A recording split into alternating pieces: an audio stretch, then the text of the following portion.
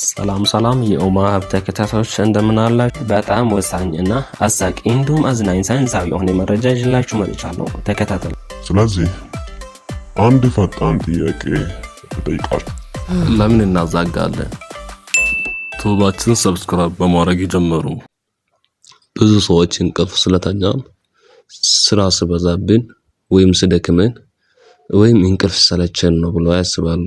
ነገር ግን በእውነቱ ሳይንቲስቶች ማዛጋት የአእምሮአችን ተፈጥሯዊ የመቀዝቀዝ ስርዓት ነው ብለው ያምናሉ። ስናዛጋ አሪፍ አየር ወደ ውስጥ ይገባል እና የአንጎላችንን የሙቀት መጠን ለማስተካከል ይረዳል። ይህም ንቁ እንድንሆን ያደርገናል።